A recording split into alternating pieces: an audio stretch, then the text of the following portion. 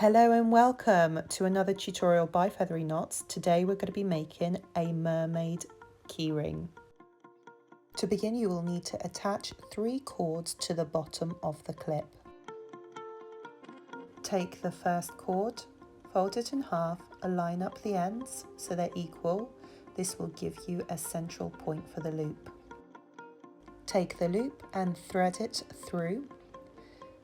Pull it down and then pull the hanging cords through the center. Pull tight and here is your first lark head knot. Repeat this 2 more times.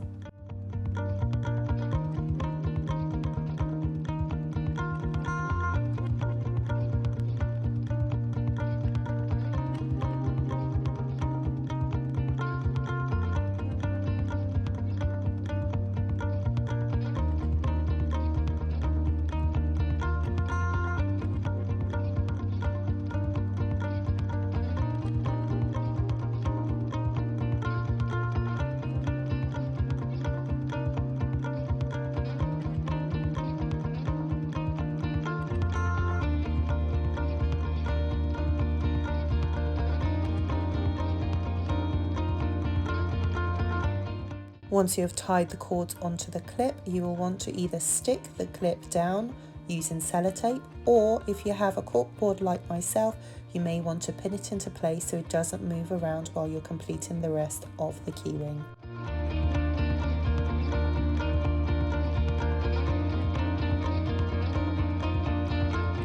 Throughout this pattern, you're going to be tying double half hitch knots towards the center of the keyring. The first cord is your holding cord and you want to pull it in the direction you want the pattern to travel.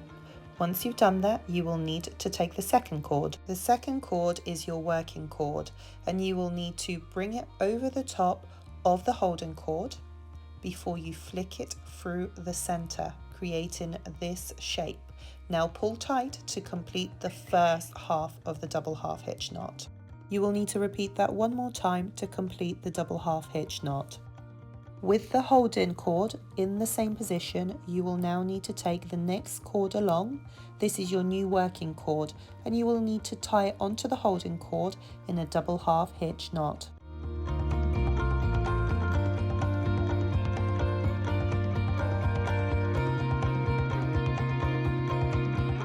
Once you have tied the second double half hitch knot, please release the hold-in cord. This will make up the left central cord. We are now going to repeat this pattern on the right hand side. The outside right hand cord will be your holding cord. Pull it in the direction you wish for the pattern to travel in. The second cord on the right is your new working cord. You're going to bring it over the top of the holding cord, flick it through the middle and tighten for the first half of the double half hitch knot. Repeat that pattern of movement 1 more time to complete the double half hitch knot. Take the next cord along and create another double half hitch knot using the same hold-in line.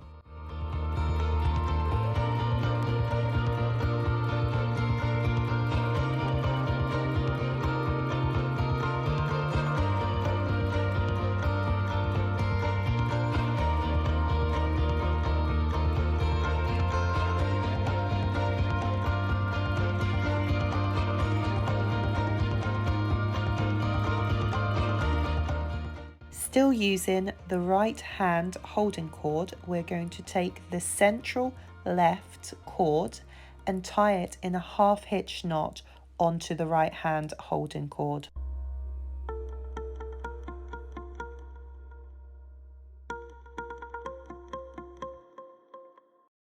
Once you've completed the first row on both sides, we're going to start the second row. Again, the outer cord is going to be your holding cord and the second cord in is your working cord. You will need to repeat this exercise on both sides.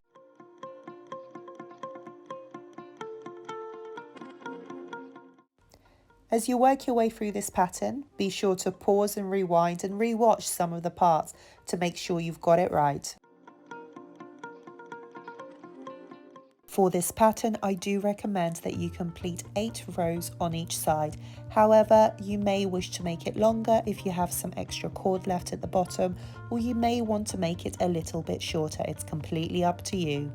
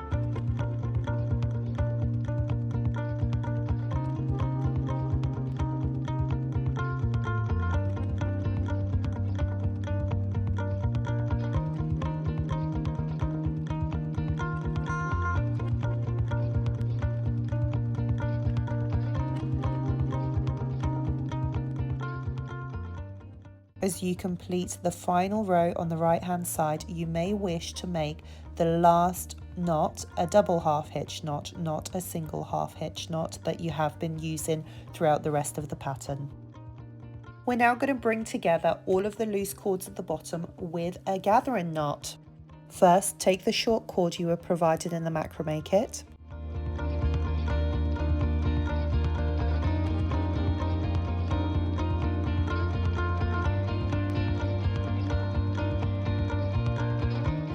Fold a loop near one end of the shorter cord. Place the loop on top of the cords which you wish to gather, with the loop pointing down and the loose ends of the cord pointing up. Hold the loop in place and wrap the long end of the new cord tightly around the cords you are gathering. Work your way from the top to the bottom for the desired length.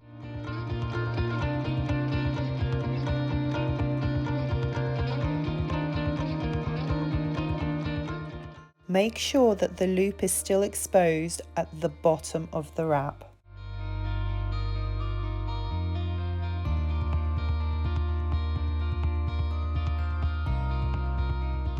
Bring the end of the cord that you have used for wrapping through the loop.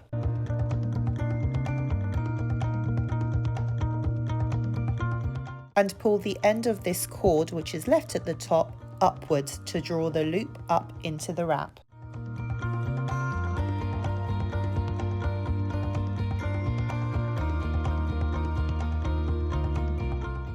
Once the loop is disguised underneath the wrap, you can trim off the cord that is left stranded at the top.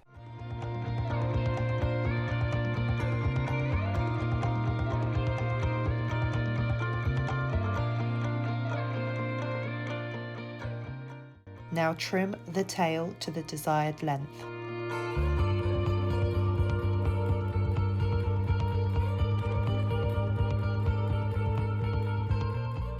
We are now going to brush out the bottom of this keychain, which is the tail. Now you may either wish to do this by hand like I am here, strand by strand, it won't take too long, or you may want to use a comb or a brush if one is available.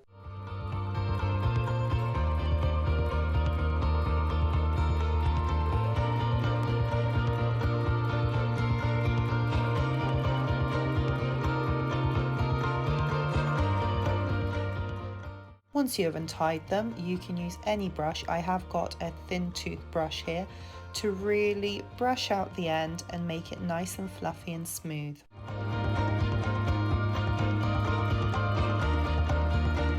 Here we have it, a mermaid tail keyring. Well done everyone. Thank you so much for joining me today for this mermaid keyring tutorial. Give us a like, leave a comment and subscribe to receive the latest offers and discounts. Don't forget to share your creations on Facebook and Instagram.